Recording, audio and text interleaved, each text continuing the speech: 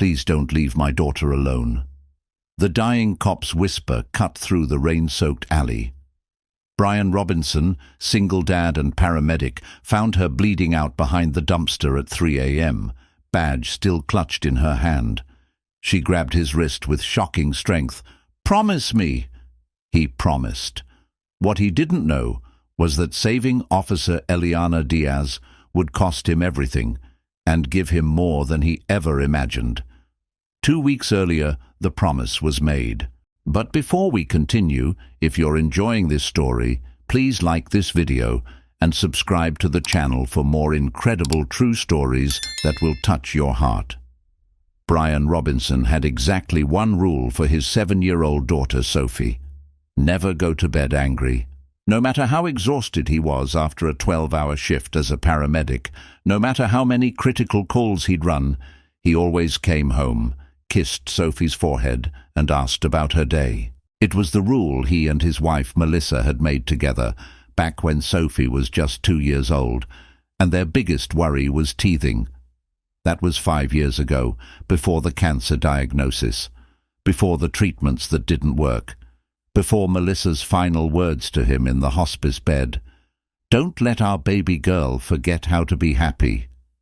Brian had kept that promise for 3 years now, raising Sophie alone in their modest 2-bedroom apartment in Queens. His mother Helen helped with childcare, staying with Sophie during his overnight shifts at New York Presbyterian Hospital. It wasn't perfect, but they'd found their rhythm.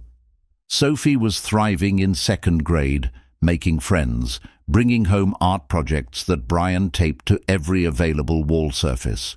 He worked the overnight shift, 11 p.m. to 7 a.m., because it paid slightly more, and every dollar mattered when you were raising a kid on a single income in New York City. The calls varied wildly: heart attacks in Manhattan penthouses, overdoses in Bronx alleys, car accidents on the Brooklyn-Queens Expressway.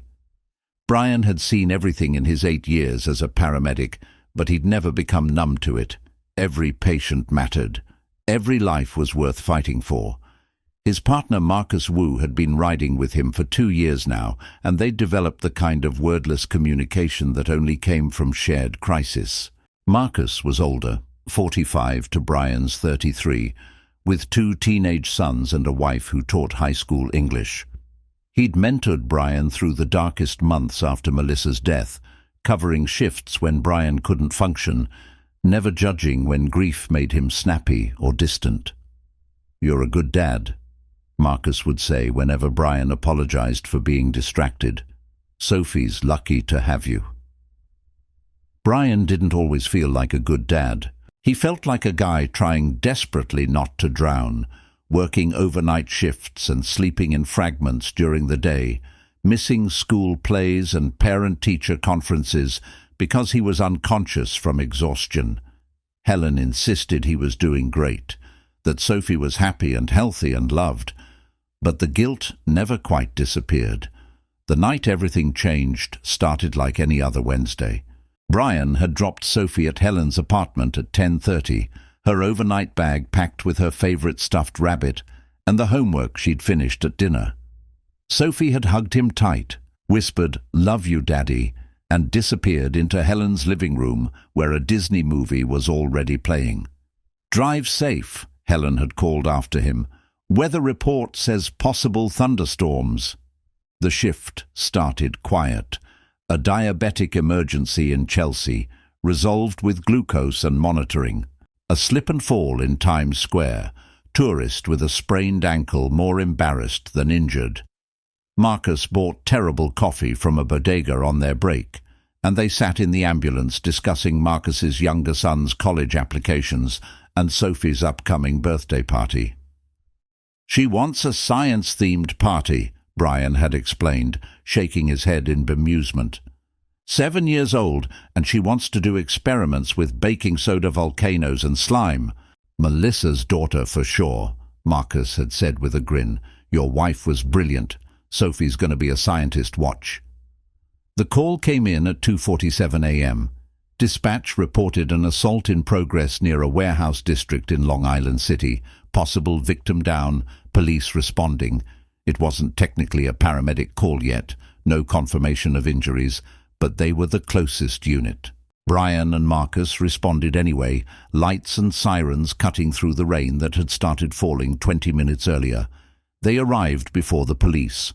The warehouse district was industrial and mostly abandoned at night, a maze of narrow alleys between brick buildings that dated back to the 1950s.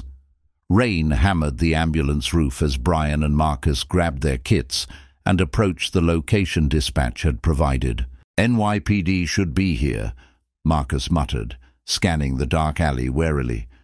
"We're not supposed to enter an active scene without police securing it." "I hear something," Brian said, stopping. "Listen." Through the rain, a faint sound, gasping, someone struggling to breathe. Brian's training overrode his caution. Someone needed help. He moved toward the sound, Marcus following reluctantly, both of them calling out to identify themselves as paramedics. Behind a commercial dumpster, Brian found her. A woman in her late 20s lying in a spreading pool of blood that the rain was diluting into pink streams. She wore civilian clothes, jeans and a leather jacket, but her hand clutched an NYPD detective's badge, and Brian could see a service weapon partially visible under her jacket. She'd been stabbed multiple times, defensive wounds on her forearms, a critical wound in her abdomen. "Marcus, get a gurney now." Brian dropped to his knees beside her, hands already moving through the initial assessment. Airway, breathing, circulation. She was conscious but barely, her breathing shallow and rapid, skin cold and clammy. Shock. Massive blood loss. Minutes away from death if they didn't move fast. "Stay with me," Brian said clearly, making eye contact. Her eyes were dark brown, unfocused with shock but still aware. "I'm Brian. I'm a paramedic. You're going to be okay. Can you tell me your name?" "Eli. Anna," she managed, voice barely audible over the rain. "Diaz. Detective." "Okay, Eliana. I've got you. Just stay with me." Brian was already applying pressure to the abdominal wound, shouting instructions to Marcus, who'd returned with the gurney. They needed to stop the bleeding, get fluids running, get her to a trauma center within 10 minutes, or she wouldn't make it. Eliana's hand suddenly grabbed his wrist with surprising strength, her eyes focused on him with desperate intensity. "My daughter," she gasped. "Maya, 7 years old. If something happens—" "You're going to be fine," Brian said firmly, even as he saw the volume of blood loss and mentally calculated her chances. Not good. Maybe 30% survival even with perfect treatment. "We're going to get you to the hospital. Promise me." Eliana's grip tightened. Blood flecked her lips. "Don't let my daughter be alone. Promise." In that moment, looking into the dying woman's eyes, Brian saw himself, saw the fear of leaving a child without a parent, saw the desperation of a single mother facing death and knowing her daughter would be orphaned. He didn't think. He just responded with his heart. "I promise," Brian said. "Your daughter won't be alone. I promise." Eliana's grip relaxed slightly. She nodded once, a tiny movement, and then her eyes rolled back as consciousness faded. Brian and Marcus moved instantly into emergency protocol, getting her onto the gurney, running 2 large-bore IVs, applying pressure dressings, securing her airway. The ambulance screamed toward Elmhurst Hospital, the nearest Level 1 trauma center, with Brian in back doing everything possible to keep Eliana alive. She coded twice during the 8-minute transport. Brian brought her back both times with CPR and medications, refusing to give up, remembering his promise. Marcus drove like his own life depended on it, shaving precious seconds off the route. When they crashed through the ambulance bay doors at Elmhurst, the trauma team was waiting, and Brian gave the fastest, most complete handoff report of his career before they wheeled Eliana into surgery. Detective Eliana Diaz, late 20s, multiple stab wounds including penetrating abdominal trauma, estimated 4-liter blood loss, 2 cardiac arrests in transport, currently on pressors and maxed out fluids. She needs ore now. The trauma surgeon nodded grimly, and the team disappeared through the surgical suite doors. Brian stood in the hallway covered in Eliana's blood, hands shaking with post-adrenaline crash. Marcus put a hand on his shoulder.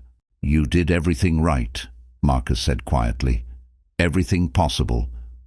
"I promised her," Brian said, his voice rough. "She asked me to take care of her daughter if she died. I promised." Marcus looked at him for a long moment. "You don't even know this woman." "She's a mother," Brian said simply. "She was dying and afraid her daughter would be alone." What was I supposed to say?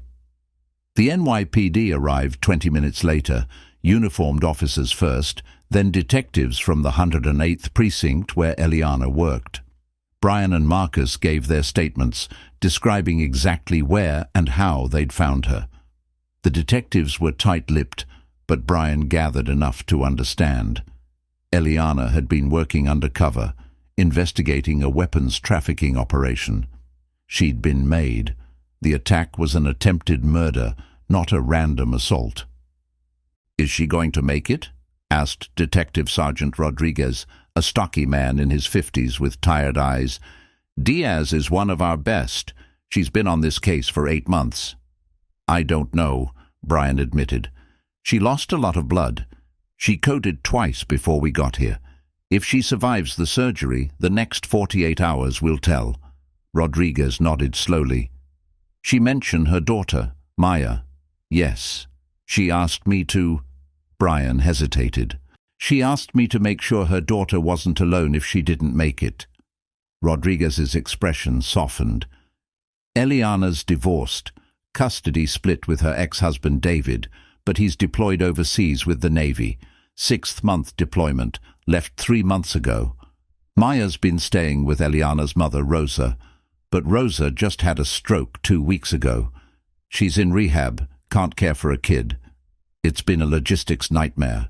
Eliana was trying to arrange alternative care, but the case went critical and—" He trailed off, shaking his head. Brian felt something cold settle in his stomach.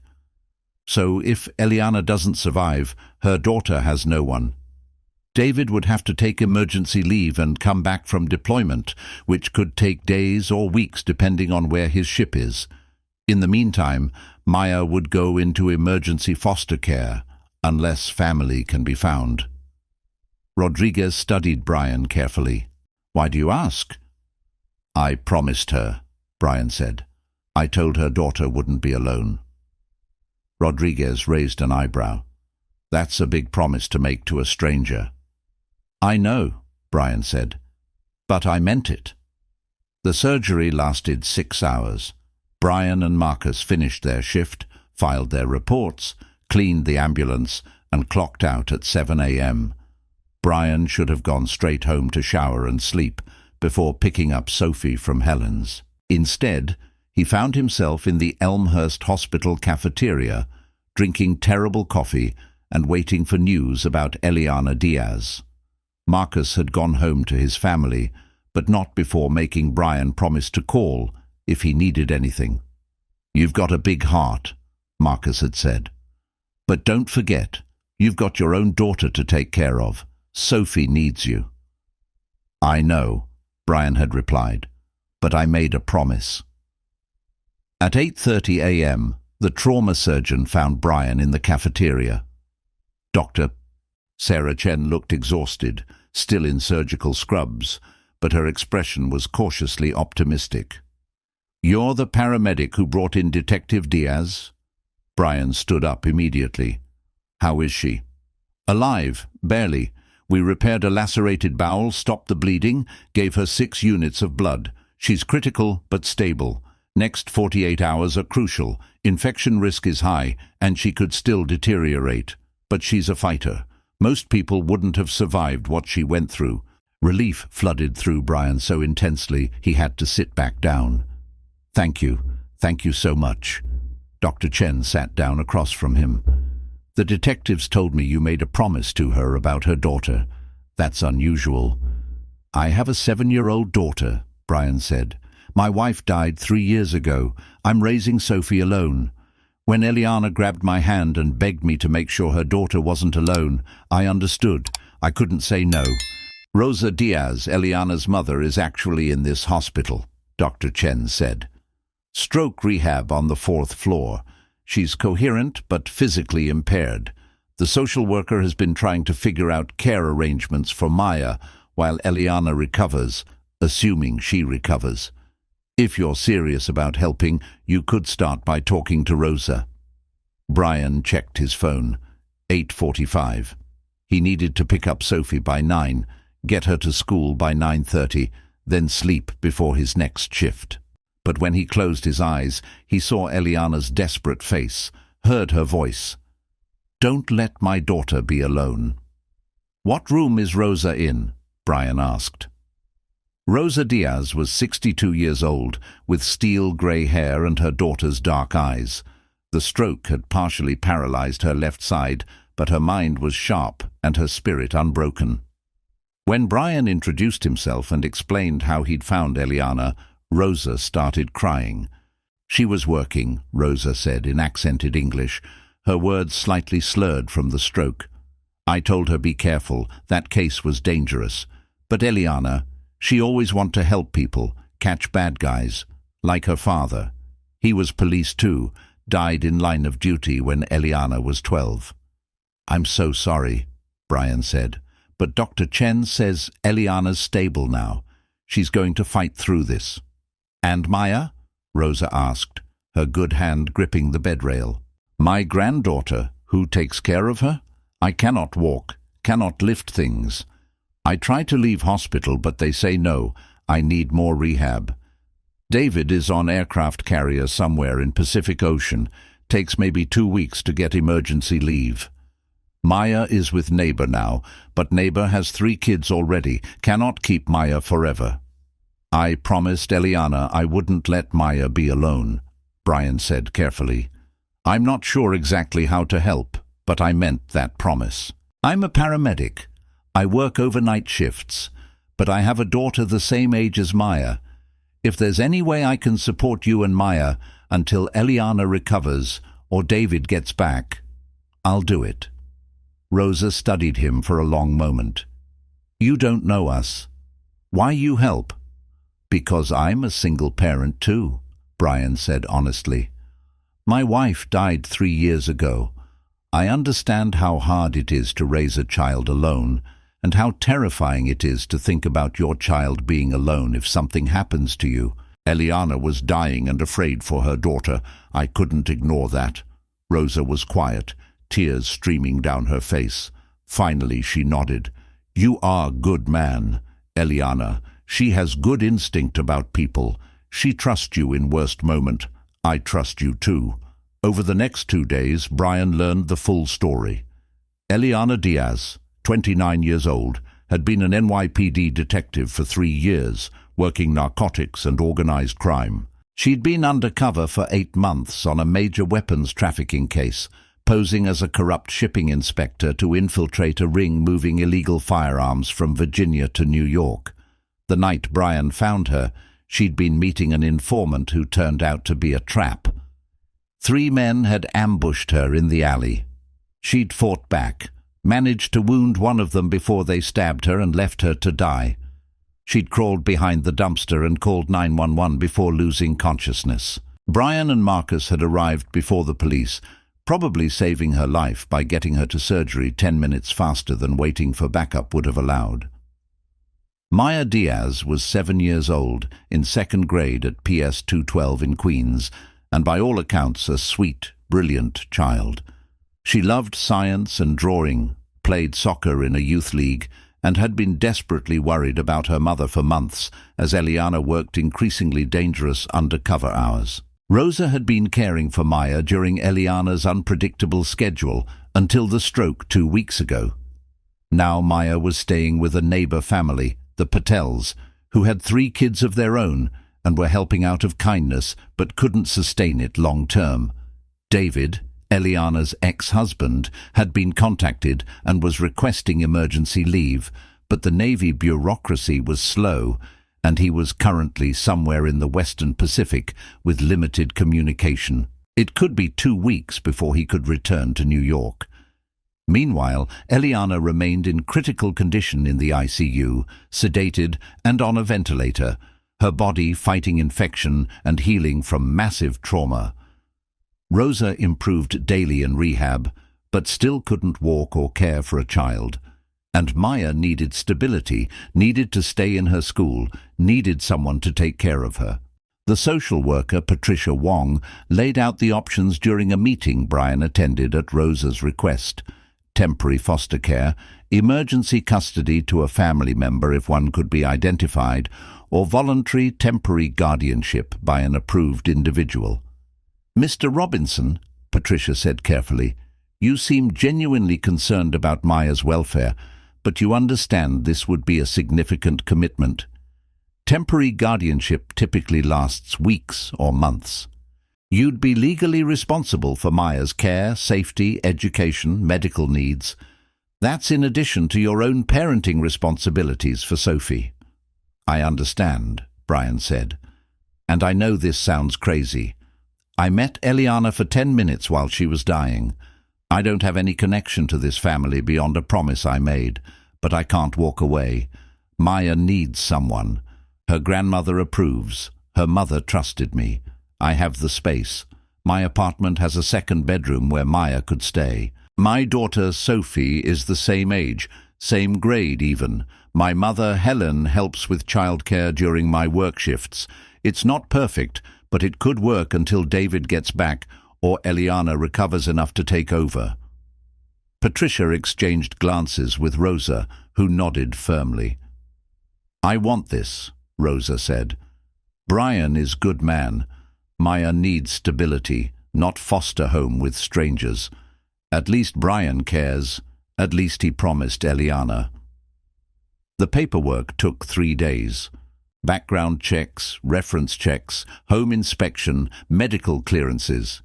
Brian had to take unpaid time off work to handle it all, which strained his already tight finances, but he couldn't stop now. He'd made a promise. More than that, he'd seen Maya's picture on Rosa's phone, a little girl with her mother's dark eyes and a gap-toothed smile holding a soccer ball, and he couldn't imagine her being alone and scared in foster care. He explained the situation to Sophie carefully, sitting her down after school one afternoon. "You know how Daddy's job is to help people who are hurt? You're a paramedic," Sophie said seriously. "You save lives." "That's right. Well, I helped a police officer who was very badly hurt. Her name is Officer Diaz. She's in the hospital recovering, but Officer Diaz has a daughter named Maya, who's your age, and her daughter needs somewhere safe to stay while her mom gets better. Would it be okay if Maya stayed with us for a while?" Sophie considered this with 7-year-old gravity. "Like a sleepover?" "A longer sleepover, maybe a few weeks or even a couple months. Maya would sleep in the guest room and go to school with you. She actually goes to your school, just a different classroom, but she'd be like a temporary sister. We'd take care of her until her mom is better." "Because you're a helper," Sophie said, nodding. "Like Mommy always said, you help people." Brian felt his throat tighten. "Yes, because we help people, and because Maya needs us.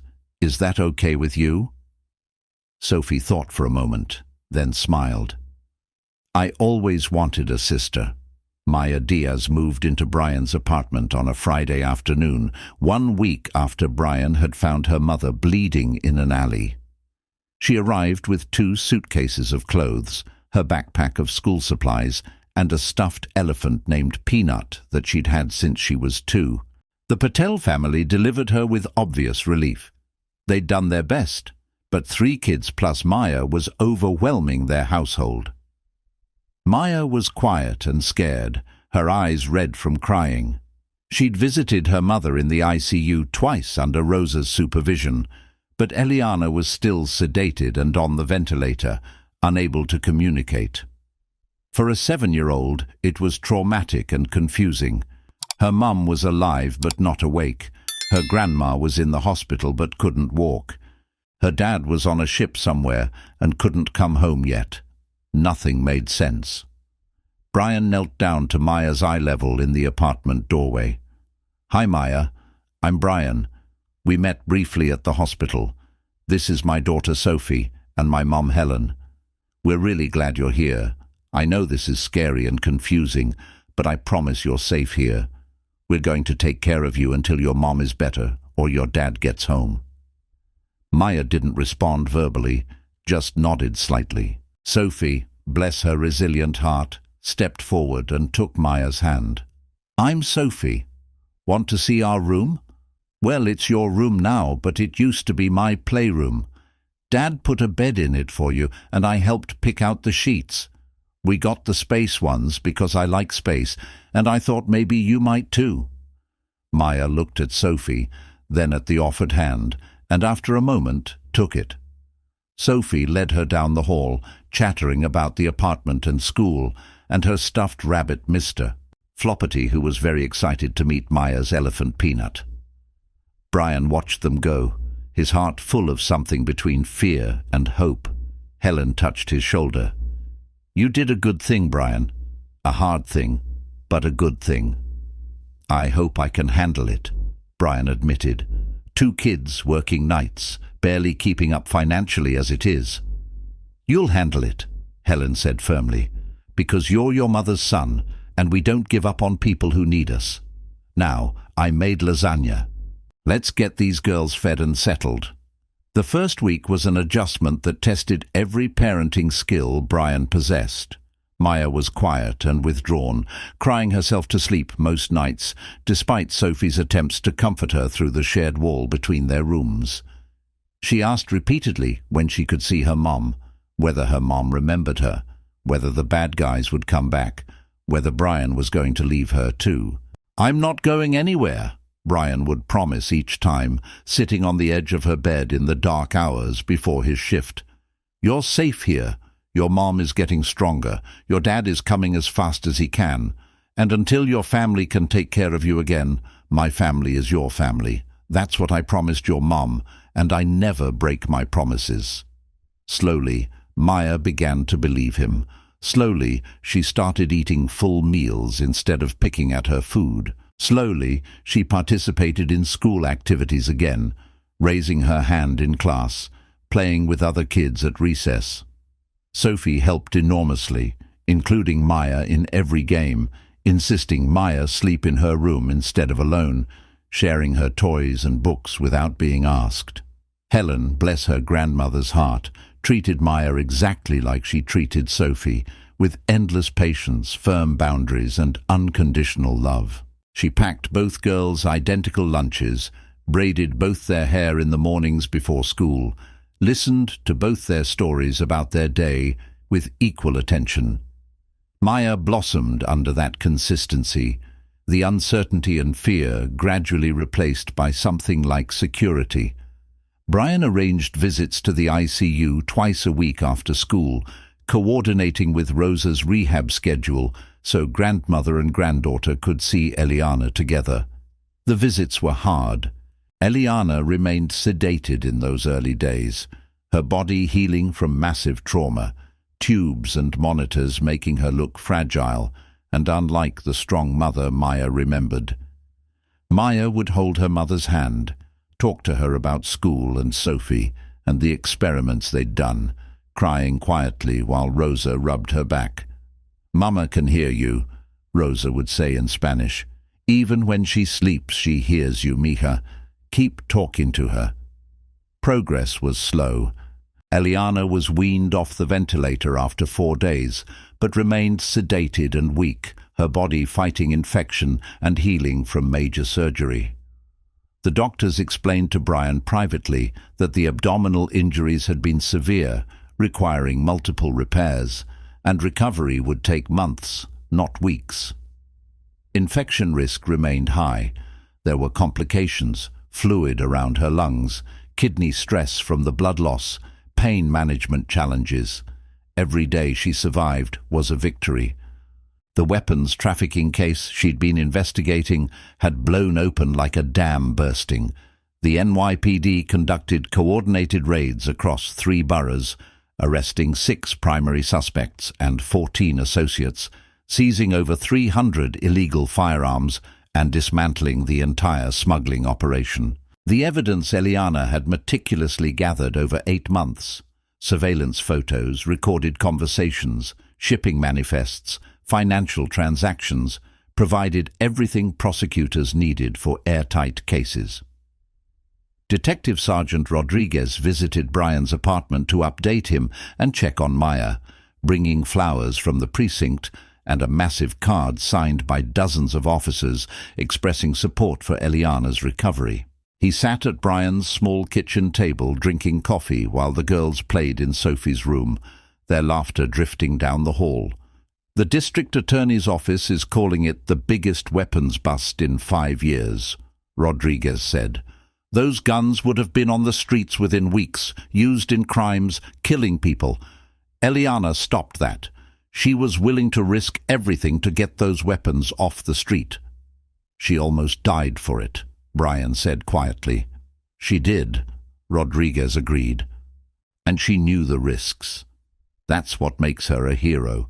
She chose to face danger to protect strangers she'd never meet. That's the job. That's what police officers do. But it doesn't make it easier for families, for Maya. How long was she undercover? Brian asked. 8 months. Started last winter as a supposed corrupt shipping inspector who could be bribed to look the other way. Built trust slowly with the trafficking ring, documented everything, worked her way up the chain until she was meeting with the primary organizers. The night you found her, she'd been meeting an informant who'd promised information about the ring's financial backers. Turned out it was a setup. 3 of them ambushed her. Rodriguez pulled out his phone, showing Brian photos from the arrest reports. These are the 3 who attacked Eliana. Gang members working security for the trafficking operation. The one Eliana managed to stab before they left her to die. This one here, Franklin Cortez. His wound got infected and he ended up in the emergency room. That's how we identified and caught all 3 of them. Her fighting back saved the case. Brian looked at the photos. Young men, early 20s, with dead eyes and criminal records that filled screens. They'd tried to murder Eliana in cold blood, stabbed her repeatedly, and left her to bleed out in that alley. Rage and helplessness warred in Brian's chest. What'll happen to them? Multiple charges. Attempted murder of a police officer carries serious time. With the weapons charges and the trafficking evidence, they're looking at 25 to life each. They'll die in prison, basically. And good riddance. Rodriguez pocketed his phone. But none of that helps Maya right now. How's she doing? Really? She's coping, Brian said honestly. Some days are better than others. Sophie helps. Having another kid around keeps her distracted. My mother is amazing with her, but she's still scared. She has nightmares. She cries when she thinks no one's listening. She's 7 years old, and her whole world got turned upside down. And you're caring for her on top of working overnight shifts and raising your own daughter, Rodriguez observed. That can't be easy. It's not, Brian admitted. I'm exhausted constantly. I'm behind on bills because I took unpaid time off to handle guardianship paperwork. I'm worried I'm not giving Sophie enough attention because Maya needs so much. But I made a promise, and Eliana trusted me with her daughter. I can't let her down. Diaz is a hero, Rodriguez said quietly. She got stabbed 3 times and still managed to wound one of the attackers and call for help. The evidence she gathered over 8 months made these arrests possible, saved lives, stopped violence. When she wakes up, she's getting a medal, departments recommending Medal of Valor. But more importantly, she's getting her daughter back, because of you. I just kept a promise, Brian said. Most people don't keep promises to dying strangers, Rodriguez replied. Most people would have done the minimum, called child services, made sure the kid ended up with someone official, moved on with their lives. You invited a traumatized 7-year-old you'd never met into your home. You're caring for her like she's your own daughter. You're sacrificing sleep and money and time you don't have because you told a bleeding cop in an alley that her kid wouldn't be alone. That's not just keeping a promise. That's extraordinary. You're good people, Brian Robinson. Sophie and Maya bonded slowly but surely, their friendship developing with the organic ease of children who recognize kindred spirits. They attended the same school, PS 212, though in different second-grade classrooms. Maya in Mrs. Patterson's class, Sophie in Mr. Chen's. Brian arranged for them to ride the bus together each morning, Sophie waiting at the bus stop to make sure Maya didn't have to stand alone, holding her hand when Maya seemed scared of the loud older kids. Helen picked them up every afternoon, taking them to her apartment where she'd prepared snacks and had art supplies ready. The girls would burst through the door talking over each other about their days, showing Helen artwork and spelling tests, demanding she admire their accomplishments. Helen treated them identically, praising both, correcting both when needed, loving both without reservation. Brian would arrive around 4 p.m. to collect them, groggy from insufficient sleep, but forcing himself alert to hear about their days. He'd take them back to his apartment, help with homework, prepare dinner, supervise baths, read bedtime stories. By the time he left for his 11 p.m. shift, both girls were usually asleep, and Helen would arrive to stay overnight in case they woke. Sophie's natural exuberance slowly coaxed Maya out of her shell like sunshine melting frost. They did homework together at Brian's dining table, Sophie helping Maya with math problems Maya found difficult, Maya helping Sophie with reading comprehension where Sophie struggled. They played together, creating elaborate imaginary worlds with dolls and action figures, building blanket forts in the living room, putting on theatrical performances for Helen and Brian, featuring songs they made up and costumes assembled from random clothes. They fought occasionally too, over toys or TV shows, or who got to sit in the front seat, or whose turn it was to pick the bedtime story. Real sibling squabbles that Brian mediated with patience, teaching them to compromise and apologize. Those fights, oddly, seemed to bring them closer, establishing that they could disagree and still love each other. Maya loved science as much as Sophie did, a shared passion that fueled countless experiments and investigations. They spent hours conducting experiments with baking soda and vinegar, creating explosive volcanoes and fizzing potions. They built structures with toothpicks and marshmallows, testing different configurations for stability and height. They looked at leaves under the magnifying glass Brian had bought them, documenting differences in a notebook with careful crayon drawings. They collected rocks and tried to identify them using a library book, creating a museum display on the bookshelf in Sophie's room. At night, Maya still cried sometimes. Brian would hear it through the thin walls and go to her room, sitting on the edge of her bed in the dark. "I miss my mum," Maya would whisper. "I know," Brian would say gently, "but your mum is strong. She's fighting to get better so she can come home to you.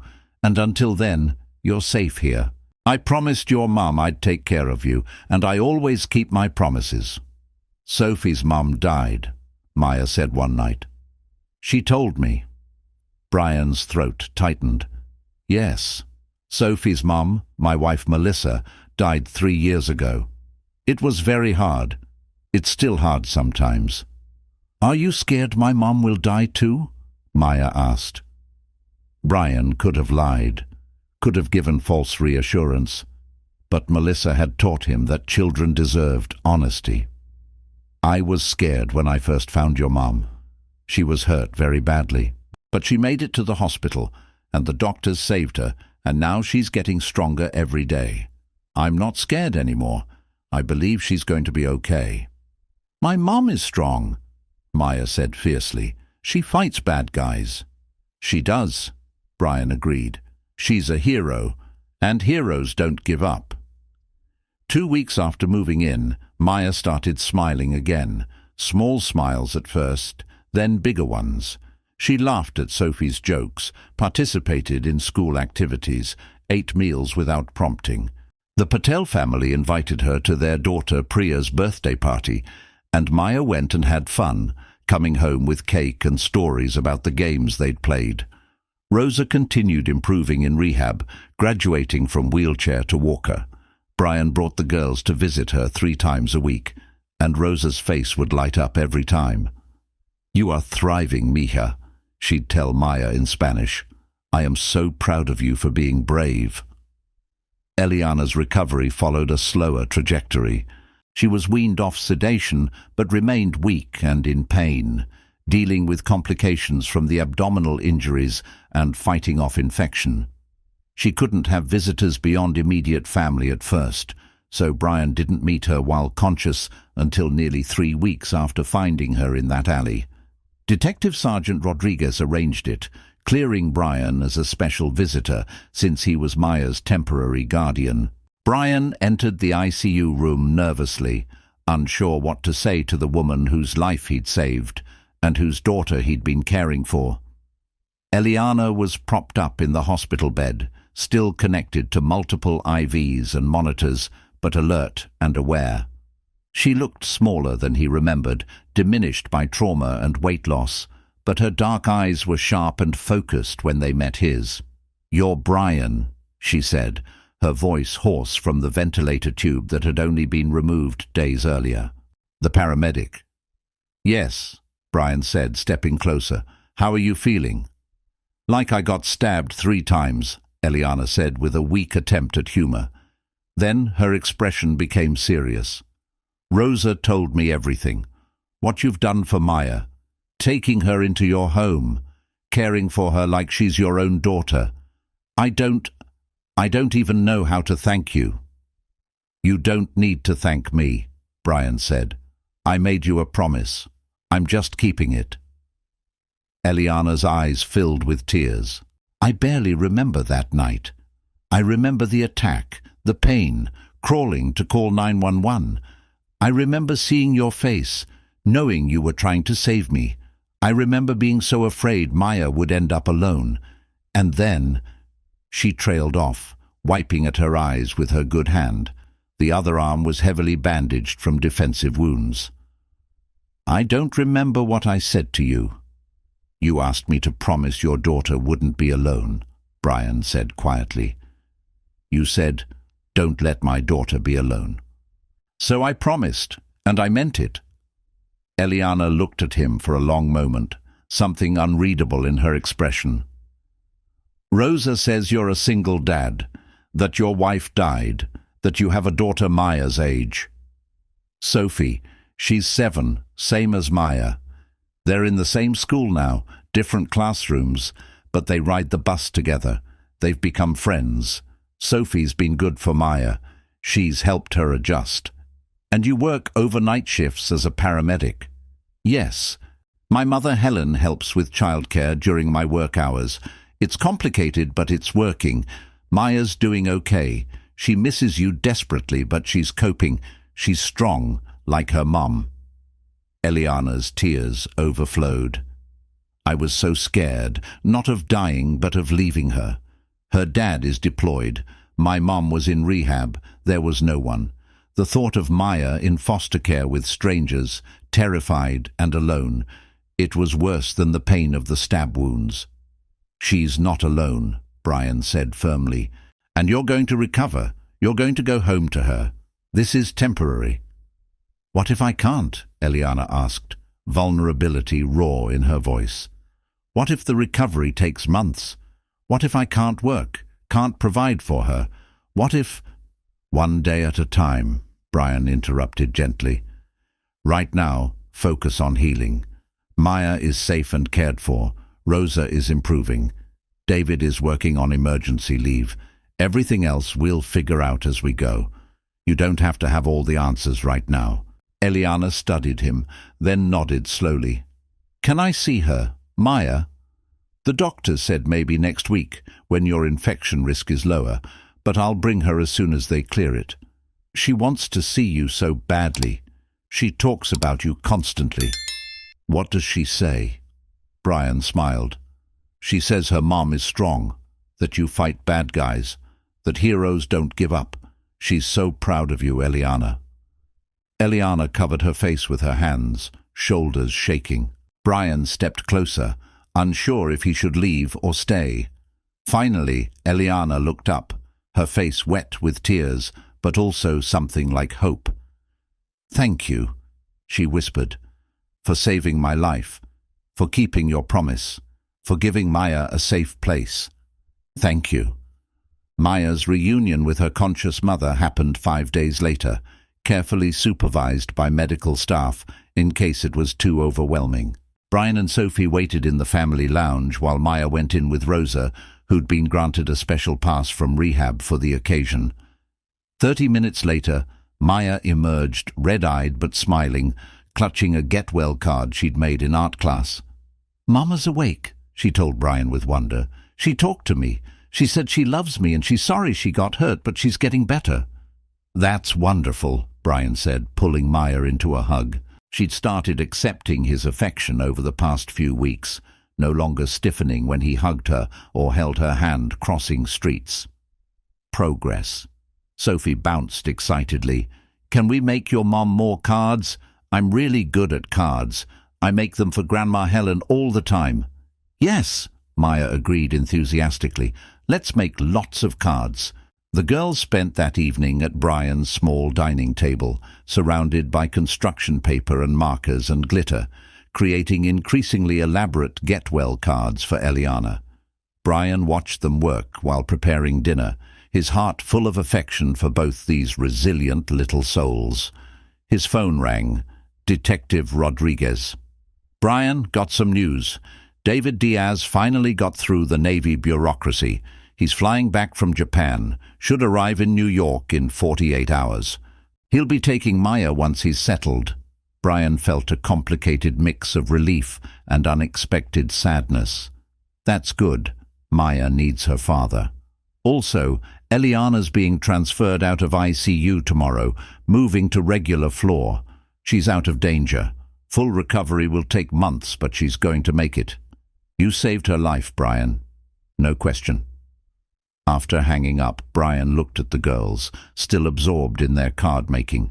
He'd known from the start this was temporary. Maya had a father who loved her, a mother who was recovering, a grandmother getting stronger. This was always going to end. But somehow, in 3 weeks, Maya had become part of their little family. The apartment would feel empty without her laughter, without her science experiments with Sophie, without her quiet, "Good night, Brian," before bed. He told Maya the next day, sitting her down after school with Sophie present. "Your dad is coming home, sweetheart. He'll be here in 2 days. You're going to get to see him and live with him while your mum continues recovering." Maya's face showed conflicting emotions. "I miss Daddy, but I don't want to leave Sophie, or you, or Grandma Helen." "We'll still see each other," Sophie said immediately, grabbing Maya's hand. "You're my friend. We're in the same school. We'll have play dates and everything." "Exactly," Brian said, throat tight. "This isn't goodbye forever. You're part of our family now, Maya. That doesn't change just because you go back to living with your dad." David Diaz arrived on a Tuesday evening, haggard from travel and stress. He was 32, tall and military fit, with dark hair cut short and the same dark eyes as his daughter. He'd been granted 30 days emergency leave, enough time to get Maya settled and figure out longer-term arrangements while Eliana recovered. The reunion between father and daughter was tearful and beautiful. Maya launched herself at David, sobbing, "Daddy, Daddy," while he held her and cried into her hair, telling her how much he'd missed her, how sorry he was he couldn't get back sooner. Brian gave them space, busying himself in the kitchen with Sophie, but eventually David came to find him, Maya attached to his side. "Brian Robinson," David said, extending his hand. I don't have words. What you did for my daughter, for Eliana, I can never repay that. You don't need to, Brian said, shaking his hand. I'm just glad Maya's okay, and that you're home safe. The Navy's being flexible, David explained. After this deployment, I'm requesting shore duty so I can be stateside with Maya. The divorce was necessary. Eliana and I wanted different things, but we're both committed to co-parenting. I should have been here. The fact that you stepped in when neither of us could. He shook his head, emotion overwhelming him. Maya's a special kid, Brian said. It was an honor to take care of her. David looked at Sophie, who'd been quiet during the reunion, then back at Brian. Maya talks about Sophie constantly. They've bonded. They're both 7, both in 2nd grade, both love science, Brian said with a smile. It was inevitable. I'd like them to stay friends, if that's okay with you. Playdates, getting together, that kind of thing. Absolutely, Brian said. Sophie would be devastated if they couldn't see each other. Maya left that night, taking her suitcases and Peanut the elephant, promising to see Sophie at school the next day. The apartment felt cavernously empty afterward. Sophie cried, though she tried to hide it. Brian held her on the couch, explaining that this was always the plan, that Maya needed her dad, that they'd still see each other. I know, Sophie sniffled, but I liked having a sister, even a temporary one. Me too, Brian admitted. Me too, sweetie. Over the next 2 weeks, a new routine emerged. David had rented a small apartment in Queens near the hospital, so he could visit Eliana daily while caring for Maya. The girls saw each other at school and had playdates twice a week, alternating between Brian's and David's apartments. The fathers became friendly, bonding over single parenting challenges and shared exhaustion. Eliana continued improving, moving to outpatient rehab while living with Rosa, who'd been discharged from the hospital. David's leave would end in 2 weeks, but he'd already secured shore duty in Norfolk, Virginia, starting in 3 months. The plan was for Maya to stay with Eliana and Rosa until David's current deployment obligations ended. Then Maya would split time between her parents, school year with David in Virginia, summers and holidays with Eliana in New York. Brian continued working his overnight paramedic shifts, caring for Sophie, living his life. But something had shifted during those weeks with Maya. He'd remembered what it felt like to help someone beyond the immediate medical crisis. He'd remembered the satisfaction of making a real difference in a child's life. He'd also grown closer to Eliana through visits and phone calls, coordinating Maya's care and discussing her progress. Eliana was different than he'd expected. She was funny, despite the trauma. She was brilliant, talking about the weapons trafficking case with analytical precision. She was vulnerable, admitting fear about returning to police work, about whether her body would ever fully recover. She asked about Brian's wife, and he found himself telling her about Melissa in ways he hadn't talked to anyone in years. She was a teacher, Brian explained during one visit when Eliana was well enough for longer conversations. 4th grade. She loved science and got kids excited about learning. Sophie inherited that from her. And you've been alone for 3 years, Eliana said quietly. That must be incredibly hard. I have Sophie. I have my mom. I have work. It's enough. Is it? Eliana asked gently. Brian didn't know how to answer that. The medal ceremony happened 6 weeks after the attack. Eliana was strong enough to attend, though she moved carefully and tired easily. The NYPD held the ceremony at one police plaza, with media present and dozens of officers in dress uniforms. Eliana received the Medal of Valor for her undercover work and bravery under attack. The police commissioner himself presented it, praising her dedication and sacrifice. Brian attended at Eliana's invitation, bringing Sophie and Maya, who'd both dressed in their nicest clothes. David was there too, in his navy dress uniform, standing beside Rosa, who'd come in her wheelchair. It felt like a family gathering, this odd configuration of people brought together by trauma and promise. After the ceremony, there was a reception. Brian found himself standing with Eliana on a quiet balcony, watching the girls play together in a corner of the room while David and Rosa talked to police officers. "I'm putting in for a transfer," Eliana said abruptly, "out of undercover work, maybe to the training academy or community outreach, something with regular hours where I'm not risking my life weekly." "Because of Maya?" Brian asked. "Because I almost left her," Eliana said. "I was lying in that alley, bleeding out, and all I could think was that Maya would be alone. I can't do that to her again. She needs a mother who comes home alive." "That makes sense," Brian said. Eliana looked at him, something vulnerable in her expression. "I also can't stop thinking about the fact that a stranger, you, cared more about my daughter's well-being in that moment than I'd considered when I took the undercover assignment. You didn't hesitate. You promised. You followed through. I've been a police officer for 8 years, and I don't think I've met many people with that kind of integrity." Brian felt his face warm. "I just kept a promise." "You did more than that. You gave Maya stability when she had none. You made her feel safe. Sophie became her friend, maybe her best friend. Your mother welcomed her. You created family for my daughter when her actual family couldn't be there. That's—" Eliana's voice caught. "That's extraordinary. Anyone would have done the same," Brian said, though he knew it wasn't true. "No," Eliana said firmly. "Most people wouldn't. Most people would have called child services and moved on with their lives. You got involved. You cared. And I—" She hesitated, then continued softly. "I'd like to get to know you better. Not as Maya's temporary guardian, not as the paramedic who saved my life, just as Brian, if you're open to that."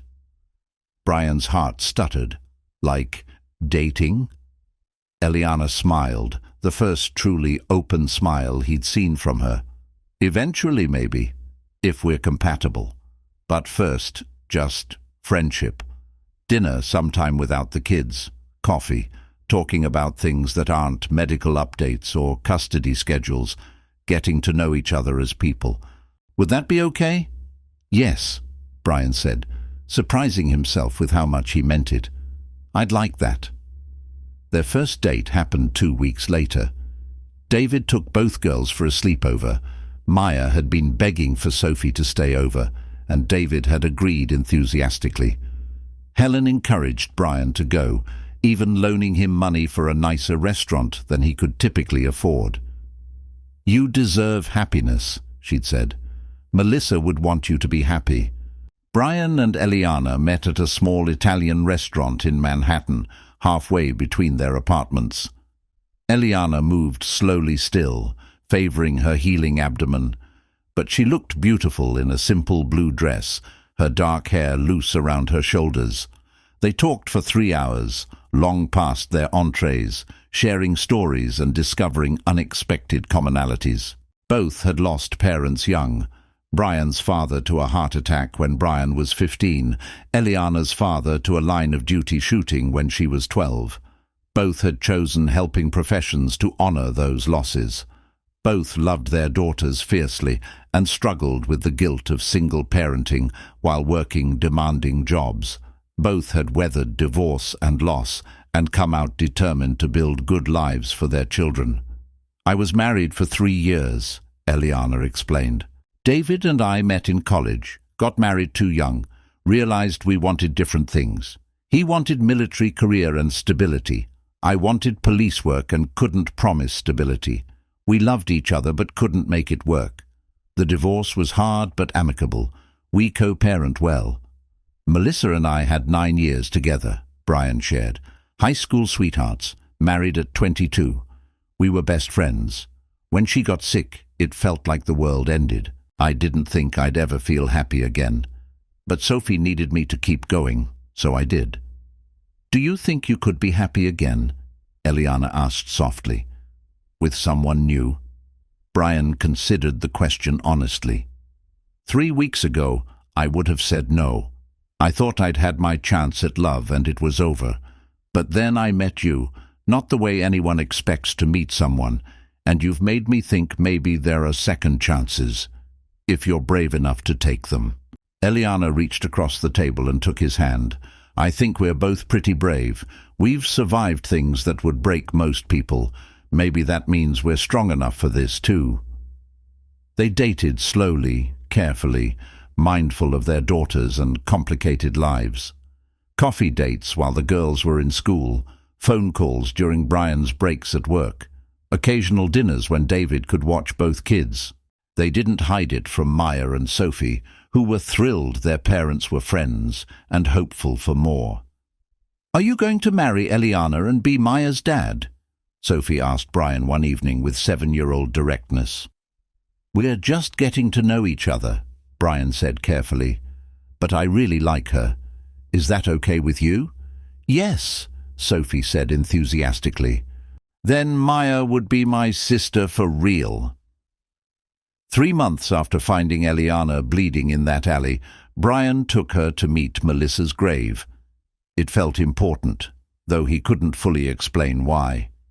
He wanted Melissa's blessing, wanted Eliana to understand the woman who'd shaped him, wanted to formally acknowledge that he was moving forward while never forgetting. They stood at the small headstone in Calvary Cemetery, Sophie and Maya playing quietly nearby among the fall leaves. Eliana read the inscription, "Melissa Robinson, beloved wife and mother, forever in our hearts." "She was beautiful," Eliana said, looking at the small photograph on the stone, "and so young." "She was 30 when she died," Brian said. "Too young, too much left to do."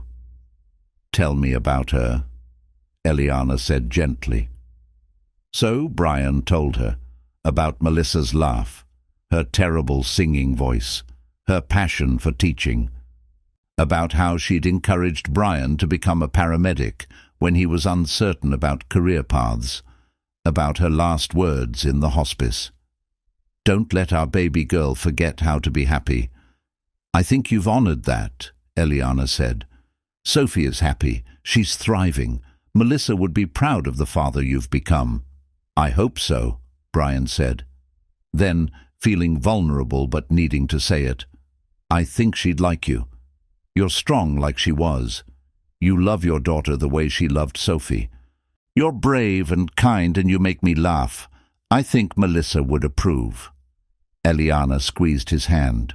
"I hope so too, because I'm falling for you, Brian Robinson, and I need to know that's okay. With you, with Melissa's memory, with Sophie. I don't want to be a replacement. I want to be a new chapter." "You're not a replacement," Brian said firmly. "You're exactly what you said, a new chapter. And yes, it's okay, more than okay." They kissed there among the graves and autumn leaves, a moment of new beginning in a place of endings. Sophie and Maya, seeing them, squealed with excitement and ran over to hug them both. And Brian felt something he hadn't felt in 3 years, hope for a future that included love. 6 months after the attack, Eliana returned to active duty at the NYPD, assigned to the training academy where she taught tactical operations to new recruits. Her physical recovery was 90% complete, though she'd always carry scars.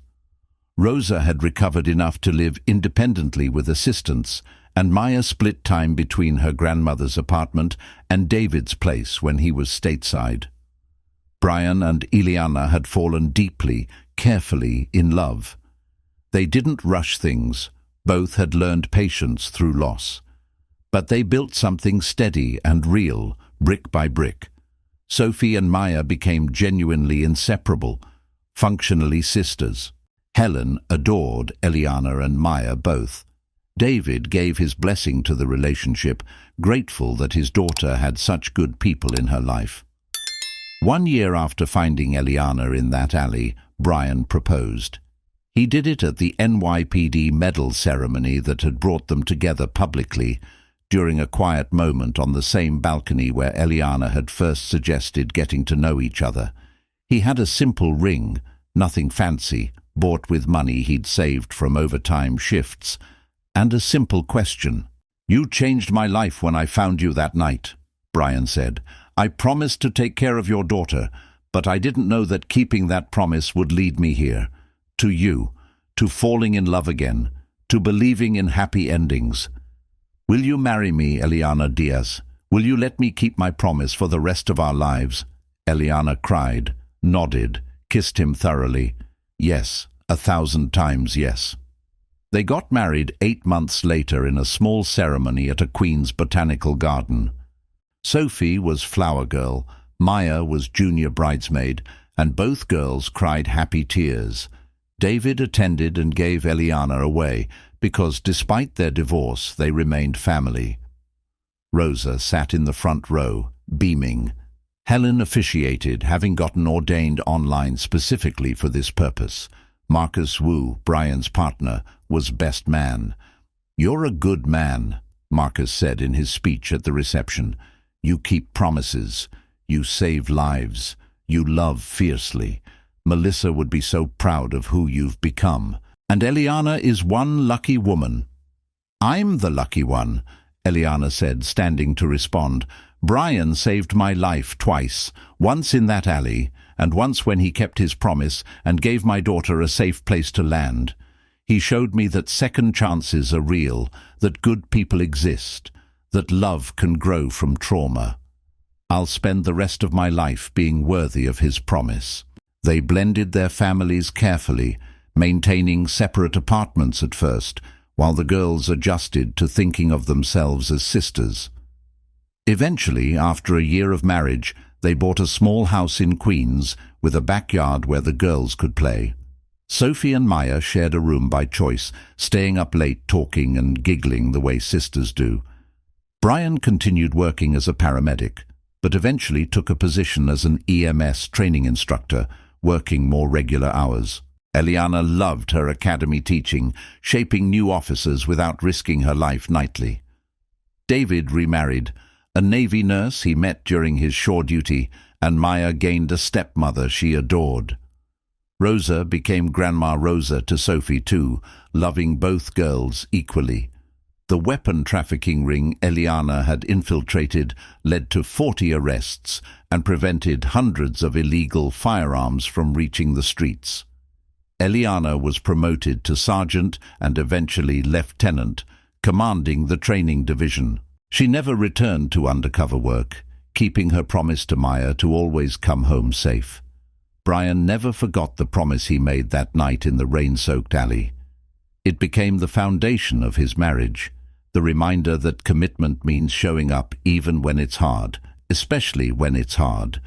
He and Eliana built their love on kept promises and second chances, on 2 daughters who became sisters, on trauma transformed into hope. 5 years after the attack, on the anniversary of the day Brian found Eliana, they returned to that alley in Long Island City. It was a pilgrimage of sorts, acknowledging the place where their lives had intersected in blood and desperation. The alley looked different in daylight, mundane and industrial, no trace of the violence that had happened there. "This is where it started," Eliana said, holding Brian's hand. "Where you saved my life, where I asked you to promise to care for Maya, where I made the best promise I ever kept," Brian said, "because it brought me you. It brought Sophie a sister. It brought all of us together." "Do you ever regret it?" Eliana asked. "Taking on Maya when you had no obligation to? Changing your entire life because of a promise to a dying stranger?" Brian pulled her close, kissing her forehead. "Never. Not for a single second. You asked me to make sure your daughter wasn't alone. But by keeping that promise, I made sure I wasn't alone either. We saved each other, Eliana. That night in the alley, you saved me as much as I saved you." They left the alley hand in hand, driving back to their house where Sophie and Maya were probably arguing over homework or fighting for bathroom time or collaborating on some elaborate science experiment. Their family, built on a promise made in the worst moment of Eliana's life, thrived in ways neither could have imagined. Brian Robinson had promised a dying cop he'd take care of her daughter. But what he didn't know then, what he learned over the months and years that followed, was that sometimes keeping a promise to save someone else is actually the first step in saving yourself. Sometimes the people you're meant to love enter your life in the most unexpected ways. And sometimes the best families are the ones built not by blood, but by choice, commitment, and promises kept even when it costs you everything. The NYPD gave Brian a civilian commendation for his actions that night, recognizing that his quick response and determination had saved Detective Diaz's life. He kept the certificate in his office at the EMS training center, next to a photo from his and Eliana's wedding. In the photo, Sophie and Maya stand between them, all four holding hands, all four smiling. A family born from tragedy, a love born from promise, a future born from choosing to care even when it would have been easier to walk away. That's the story of how single dad Brian Robinson found dying officer Eliana Diaz in an alley at 3 a.m., made a promise in the rain, and ended up with everything he'd thought he'd lost forever: love, family, and the certainty that sometimes the hardest promises are the ones most worth keeping. And what shocked the entire police force wasn't just that a stranger had kept his word to a dying cop. It was that the promise had transformed into something beautiful, a love story that proved heroes don't just wear badges. Sometimes heroes are paramedics working overnight shifts, keeping promises to people they barely know, because that's what good people do. They save lives, they keep promises, they build families from broken pieces. And sometimes, if they're very lucky, they get to build a lifetime with the person they saved, making every day a renewal of that first desperate promise. I'm here. You're not alone. We're in this together, forever.